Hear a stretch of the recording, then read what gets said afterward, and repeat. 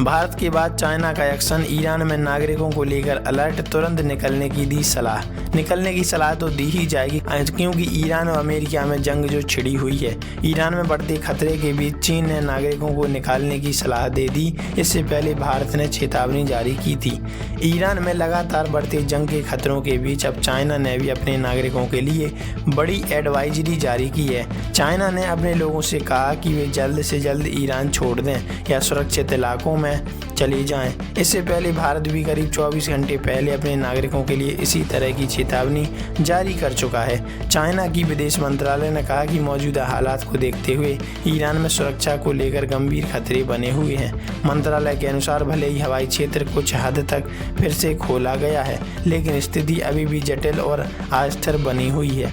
China ने अपने नागरिकों को सलाह दी कि वे संवेदनशील जगहों से दूर रहें और अतिरिक्त सावधानी बरतें। साथ ही यह भी साफ किया गया कि इस समय किसी भी चाइना नागरिकों को ईरान की यात्रा नहीं करनी चाहिए। भारत ने भी इससे पहले अपने नागरिकों को ईरान बचने और मना कर दिया। वहां मौजूद लोगों को जल्द से जल्द सुरक्षित तरीके से बाहर निकलने की सलाह दी। दोनों देशों की तरफ से आई इन चेतावनियों ने इस बात को और गंभीर बना दिया कि क्षेत्र में हालात सामान्य तो हैं नहीं। ईरान में भीषण जंग की आशंका। इस घटना के बीच यह सवाल भी उठ रहा है कि क्या ईरान में दूसरे दौर के युद्ध की आशंका बढ़ रही है। हालांकि अभी तक किसी आधिकारिक स्तर पर युद्ध की पुष्टि नहीं हुई, लेकिन लगातार बढ़ती तानातानी और देश की एडवाइजरी यह संकेत जरूर दे रही है कि स्थिति संवेदनशील बनी हुई है।